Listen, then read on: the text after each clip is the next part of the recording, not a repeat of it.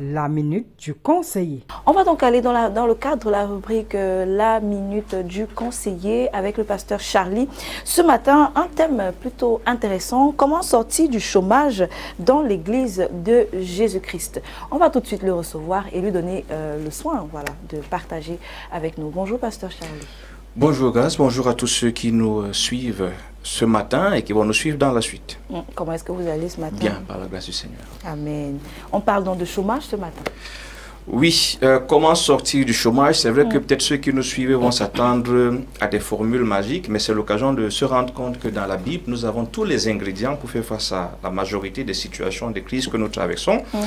En tant qu'enfant de Dieu, je veux proposer deux approches ou deux solutions pratiques dont les témoignages sont légion. La première approche, la première solution, la première réponse, c'est le service.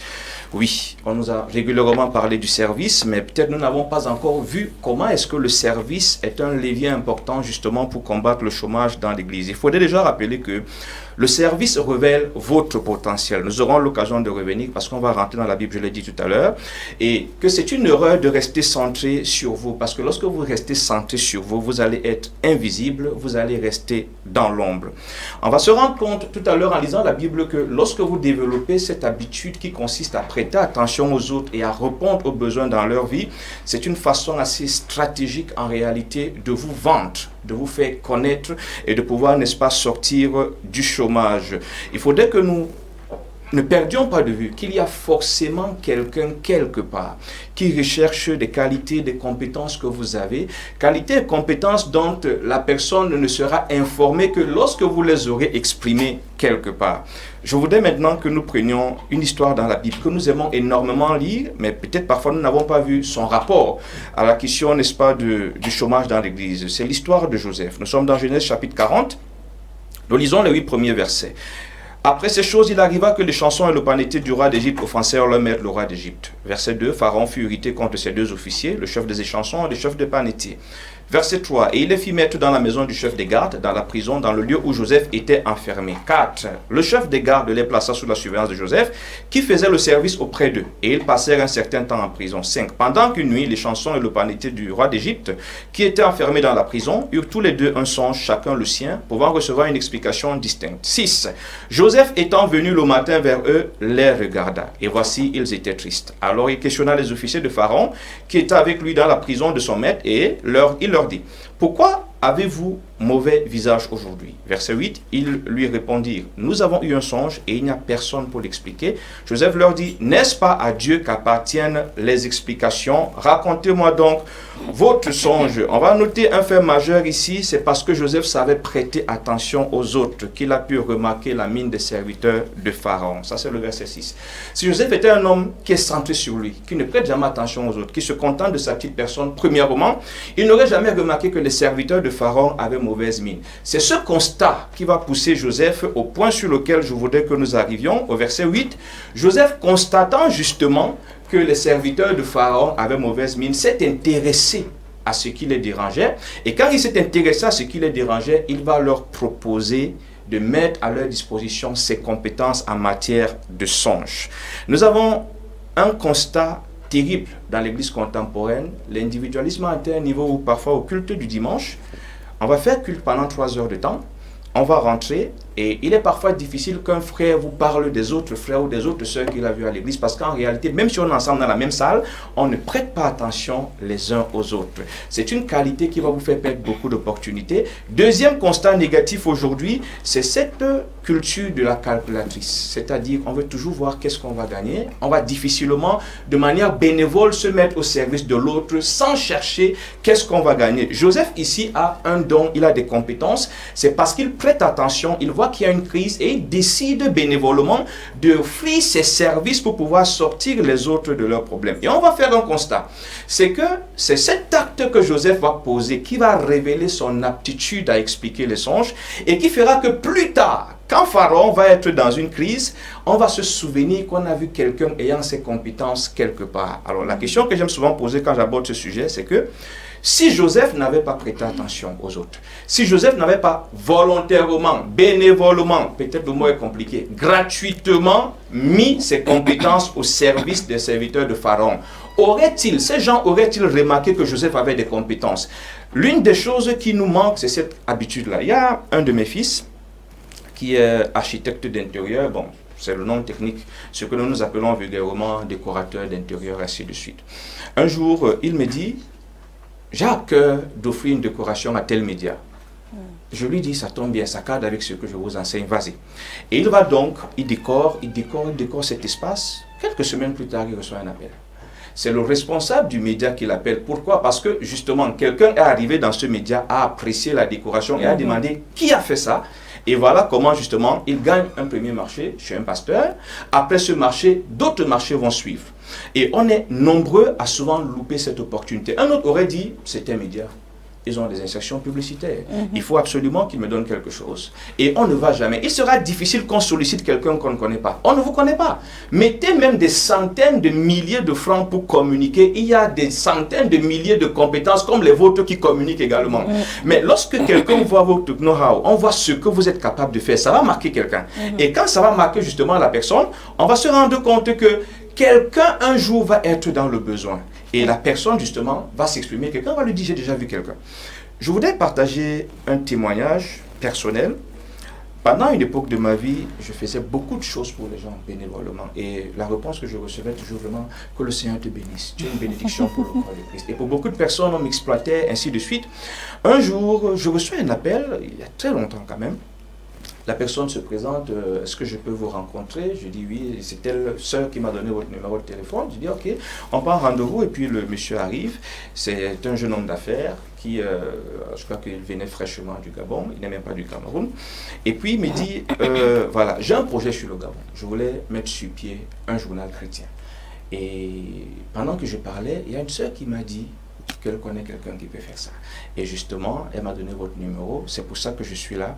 Donc, voilà ce que je veux faire. Il explique ce qu'il veut faire. Et moi, comme à mon habitude, je commence tout de suite à commencer. Je veux commencer à lui parler, à apporter des éléments. Il dit non, non, non, je suis pressé, je vais vous l'apprendre tout à l'heure. Donc, essayez de me mettre ça dans un document, vous joignez la facture. Quand il part, je suis troublé, pas par le travail, par la phrase de la fin, vous joignez la facture, parce qu'on ne m'avait jamais dit ça.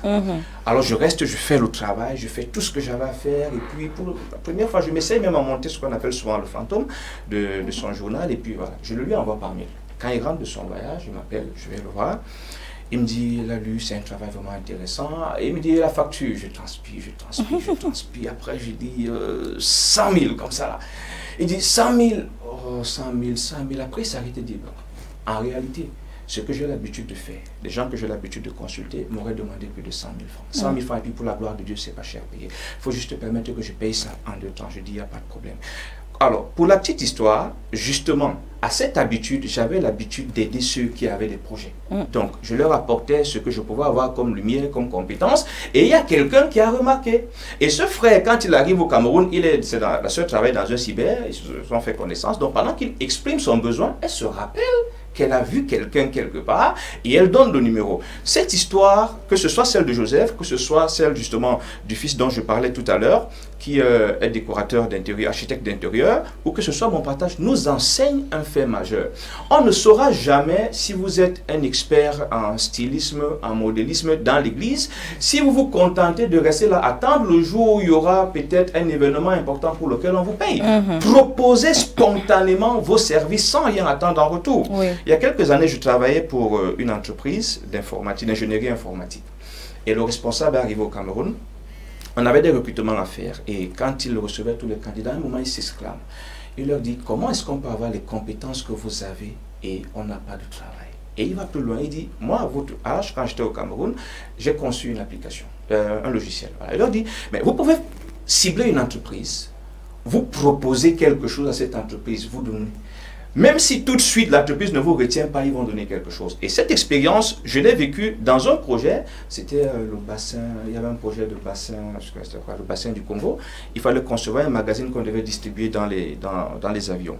Et justement, le frère gabonais dont je parlais tout à l'heure m'avait contacté. Et quand il me contacte, nous étions nombreux. Pendant que je suis en train de travailler sur les besoins, il me dit, voilà, tu auras besoin de quoi si tu dois être impliqué dans ce projet, ainsi de suite. Pendant que je suis en train de travailler, il y a des gars au Gabon qui ont été très violents. Ils ne sont pas restés faire ce que je faisais. Les gars sont allés sur le terrain, ils ont conçu, ils ont fait un certain nombre de choses. Ils sont venus avec un premier travail, une maquette, ils ont présenté. Alors, le temps que moi je vienne avec, oui, après réflexion, par rapport à ce que tu m'as dit, il faut décider ça, me dit, écoute, il y a des gars qui sont passés. Ils avaient déjà quelque chose de concret. Non seulement on a validé, mais on leur a donné 1 million. Pour ce quelque chose de concret qu'ils ont fait, on s'est rendu compte qu'ils comprennent. Alors, moi, j'allais venir avec beaucoup de théories, les il faut, et ils sont venus avec quelque chose qui a permis qu'on découvre qu'ils ont la réponse. Donc, aussi longtemps que vous allez rester centré sur vous, priant, jeûnant, attendant l'opportunité pour laquelle on va vous payer, ça va être difficile. Offrez vos services, exprimez vos compétences. Vous allez remarquer un frère à l'église, mais écoute frère, écoute, j'ai remarqué que ton habit est régulièrement froissé. Probablement parce que voilà telle matière, voilà ce qu'on va faire. Vous avez des compétences de ce genre de choses. Et quand vous avez exprimé une fois, deux fois, il dit, mais tiens, voilà quelqu'un qui s'y connaît. Tu t'y connais? Oui, parce que j'ai ce problème régulier avec mon linge. Je peux te confier mon linge. Voilà comment les choses peuvent naître. Donc, il faudrait qu'il y ait cette culture du service. Alors, celui qui n'a pas compris, malheureusement, depuis qu'il lit la Bible, que servir les autres fait partie de la volonté de Dieu, c'est notre devoir en tant que chrétien. Et que, comme on est en train de le dire ce matin, cela peut déboucher justement à des rentrées financières. Ce n'est pas l'objectif. Si on l'avait compris dès le début, de savoir que tant que j'ai le pouvoir, ma compétence est une ressource pour faire sourire l'autre, pour changer la vie de l'autre. On part de ce principe-là. Oui. Et maintenant, pendant que je suis dans ce principe-là, ma compétence est une ressource pour changer la vie de l'autre, pour faire sourire l'autre, je suis en train de le faire, il va se trouver quelqu'un ou une opportunité pour laquelle on te dira non. Je terminerai toujours par une histoire personnelle.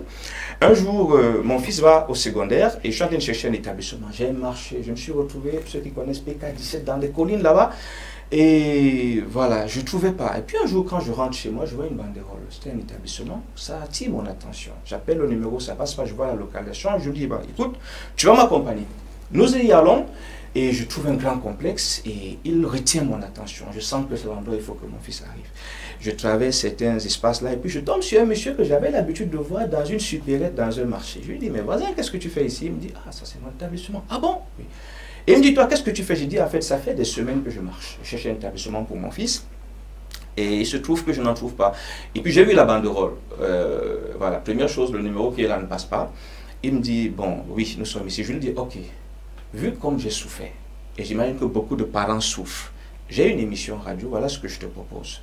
Écoute l'émission demain, nous étions vendredi, écoute l'émission demain, et si tu es intéressé, envoie quelqu'un, je reçois la personne le samedi qui suit pour parler de l'établissement, pour que d'autres parents ne souffrent pas comme j'ai souffert. Alors, on se sépare, mardi, il m'appelle et me dit, excuse-moi, je n'ai pas suivi l'émission samedi, mais j'ai réfléchi à ce que tu m'as dit, et vraiment, je ne suis pas à l'aise du fait que tu le fasses gratuitement. Donc, comme tu veux que ton fils fréquente ici, et que nous aussi on a besoin de quelqu'un pour communiquer, ce que je vais te proposer, c'est que ton fils va fréquenter en contrepartie, justement, de ce que tu nous proposes. Vous voyez, je ne venais pas pour demander de l'argent. Je venais pour apporter, j'ai quelque chose, j'ai une émission, un espace qui peut lui permettre, n'est-ce pas, de se vendre, mais surtout de répondre aux besoins des autres parents. J'ai proposé bénévolement, et le retour, et je puis vous dire que mon fils, il a déjà fait, je crois, 6 ans, je ne paye pas la pension. C'est-à-dire qu'à chaque année, c'est eux qui vont appeler, ils vont relancer, il y a ci, il y a ça, il y a ça. Et le deuxième est arrivé, sous le même contrat, c'est vrai que là, on a réduit les frais. Alors, si j'étais allé avec les calculs, j'avais présenté ma facture cette première année-là, j'aurais consommé cet argent. Et les années d'après, il aurait fallu que je me casse le cerveau. Donc, souvent, cette habitude à vouloir toujours voir le gain immédiat est l'une des raisons pour lesquelles, non seulement on est chômeur, mais où aussi on manque de beaucoup de ressources dans l'Église. Je voudrais que ceux qui nous écoutent essayent un peu de pratiquer et qu'ils reviennent nous faire un retour. Maintenant, moi j'ai une question. Est-ce qu'il n'y a pas un risque? Parce que souvent, moi je parle, c'est un peu sur, par rapport à l'expérience que j'ai parfois eue, on a tendance à surbooker, à vous surbooker. Quand on rend compte que vous êtes serviable, on se rend compte que vous êtes serviable, on se rend compte que vous êtes toujours là, présent. On va vous prendre pour acquis, déjà. Et ensuite, on va abuser, on va profiter. Voilà, c'est le terme. On va profiter de vous. Est-ce que ce n'est pas un risque? Oui, ça, la question revient toujours, chaque fois que j'aborde cette approche par rapport au chômage. Mais je voulais d'abord dire une chose, c'est que tout part principalement des dispositions. C'est pour ça que tout à l'heure, j'ai fait un petit détour en précisant que lorsque on a compris que ce qu'on a est la réponse à la crise de l'autre. Ça devient différent. Lorsqu'on a ce positionnement, on a un réflexe premier. On a le réflexe du bon samaritain. Pour venir à l'histoire du bon samaritain, ce monsieur avait un programme. Il allait quelque part. Donc il avait déjà tout été bien calculé. Mais il se trouve que quelqu'un était en crise. Il a priorisé la situation de la personne qui est en crise par rapport à son programme qui n'était pas un petit programme. Donc lorsqu'on est mu de cette disposition-là, c'est-à-dire, je regarde ma soeur-ci, je me rends compte par exemple qu'elle a un problème au niveau de ses cheveux. Je peux apporter une réponse. Je deviens cette personne qui a cette habitude. Je dis, je mets tout le monde au défi. Quand c'est ça, fondamentalement, il est difficile, je ne veux pas dire impossible parce que je peux me tromper, mais je dis il est difficile qu'on vive toute une existence à se faire exploiter. L'un des problèmes qui arrive, c'est qu'à un moment, on a d'abord un problème de personnalité. Le problème que vous soulevez, on le rencontre aussi chez des personnes qui croient que c'est en se mettant au service des autres qu'ils vont se faire aimer. C'est une erreur. Donc, certaines personnes n'ont pas, ils ont un fondement qui n'est pas bon, qui n'est pas du tout bon. Parce que justement, quand je le fais dans le but de t'aider, je suis capable de te dire, pour aujourd'hui, ce n'est pas possible, je suis fatigué. Parce qu'en réalité, je n'y tire rien. Je n'ai pas peur de perdre quelque chose. Mais lorsque, par exemple, j'ai des calculs, je dis souvent, c'est très facile pour nous de faire des confessions là, qui sont intéressantes, mais la vérité est profonde. Si j'essaie, par exemple, qu'en aidant ma soeur-ci, au fond de moi, je sais que quelque part, vraiment, elle m'aura à la borne, elle peut parler de moi. L'idée de lui dire non, pour moi, implique le risque de perdre quelque chose. Mais quand je sais que je le fais bénévolement dans le but d'aider, c'est une pression que je n'ai pas. Donc, je peux lui dire non. Mais souvent, ce n'est pas le cas. Derrière les gens qui ont l'air trop serviables, là, se cachent beaucoup de motifs qui ne sont pas purs, qui ne sont pas sincères, pas totalement désintéressés. Je vous ai pris mon exemple. Je pourrais, il y a des responsables de médias ici qui m'ont vu être le Tinder d'un nouveau converti. C'est-à-dire que je suis arrivé dans leurs médias, je me rappelle celui-là quand je viens le rencontrer, et je l'ai déjà vu passer sur un nouveau programme ici. Souvent, j'apprécie avant qu'il passe avant moi. Alors, je me rappelle le jour où je me retrouve dans son bureau, il veut parler, je dis, tu as peur de dire Tinder? Non, c'est justement ce que j'étais. J'ai dit nouveau converti parce que j'avais plus longtemps avant ce monsieur, mais je portais sa mallette. Je suis arrivé dans son village. Oh, qu'est-ce qu'on ne m'a pas dit? Oh, il t'exploite, tu vaux plus que ça. Mais ce que les gens ignorent. Tout ce que j'ai comme compétence aujourd'hui, je précise, je peux créer des projets, émissions et tout ça là, chaque semaine, sans que ça se ressemble. C'est pendant cette époque-là. Donc, l'époque, il y a une puissance dans le service qu'il faut quand même qu'on expérimente. Mais je précise, j'ai fait 3 ou 4 ans. J'ai dit, on m'a tout dit. Il t'exploite, oh voilà, tant que tu as son ombre, et parfois il montait des projets où manifestement on avait vraiment l'impression qu'il m'exploitait, c'est-à-dire qu'il peut voyager la porte des équipements, il va penser à quelqu'un qui n'est pas dans le projet, moi je suis dans le projet, c'est comme si je suis invisible.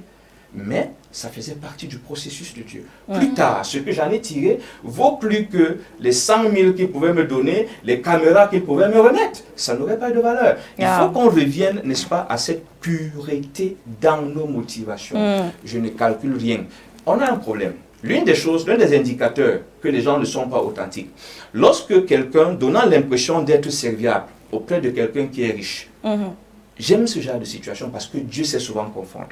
Il suffira que le serviteur ou celui qui est serviable soit dans une crise et que Dieu, dans sa grande stratégie, fasse que le riche n'intervienne à aucun point. La vérité va sortir. Et sa réaction sera la preuve que ça n'a jamais été désintéressé. Donc, il faudrait qu'on revienne à des mobiles purs. Et lorsqu'on sera là, l'Esprit de Dieu nous permettra également de pouvoir faire preuve de discernement. Mais quand on est tordu, on finit par trouver plus tordu que soi et on va crier fort. Vous l'avez compris, les maîtres mots, en plus du service, il y a la sincérité et pouvoir servir de manière désintéressée. Voilà, je crois qu'on sort avec quelque chose de puissant ce matin. On a parlé de la puissance du service. Donc, si vous êtes chômeur, vous pensez que vous n'avez pas de travail parce que vous pensez seulement, le travail est partout. Bon, pasteur a souvent l'habitude de le dire, il est partout et il suffit. Commencez simplement à offrir vos services. Voilà. Commencez dans l'église, commencez ailleurs, commencez à ceci. Et ça coûte. Hein. Moi, si je vous dis que le bénévolat me coûte en termes de projet, je dis énorme. Je me retrouve aujourd'hui avec des factures énormes sur des projets où je ne gagne pas un franc. Wow. Mais où je précise bien que ça profite aux autres. Et c'est important. Bon, mais en même temps, ça va juste me coûter beaucoup d'argent, beaucoup plus de dettes qu'il faudrait que je puisse rembourser. Mais au fond, les vies sont changées. C'est une école difficile dans cette génération calculatrice, mais c'est la nature de Christ. Christ a oublié tout ce qu'il était. il n'a pas regardé ce qu'il gagnait. Et en matière d'ingratitude, les hommes ont été très puissants à son époque. C'est-à-dire qu'il vient se sacrifier pour des gens qui l'insultent, qui l'accusent et qui crachent sur lui. Oui. Donc quelqu'un me dira, oui, tu vas aider les gens, après ils seront ingrats. Mais si tu te plains de l'ingratitude, ça veut dire que tu ne faisais pas de manière bénévole. Tu le faisais pour un merci. Fais, tu passes. Voilà. C'est tout. Fais, tu C'est passes. ça le passé. Fais, tu passes. Fais, tu passes. D'accord. Voilà, quand tu m'invites manger là. Aucun rapport. Qui est un retour d'ascenseur. Aucun rapport. Attends, pas que je vais te dire. Alors, D'accord, merci Janine. En tout cas, merci beaucoup pasteur. Je crois que ceux qui nous ont regardés ce matin sont sortis ou sortent de ce moment, de cet échange avec quelque chose de particulier. Si vous n'avez pas de travail, sortez de chez vous, commencez, faites ce que vous voyez, faites. Voilà, répondez à un problème et apportez des réponses à des questions. Sans et toutefois surtout, attendre. et surtout, si vous avez des votre compétences, offrez-les. Exactement. aux autres. Exprimez ce que vous avez, c'est le meilleur marketing. Quand vous l'exprimez, les gens constatent que ça existe. Et Oui. quand ils constatent que ça existe, ils peuvent le solliciter ou le recommander. On ne recommande pas ce qu'on ne connaît pas. On ne sollicite Exactement. pas ce qu'on ne voit pas. C'est clair. Voilà, merci beaucoup pasteur. Merci. La minute du conseiller.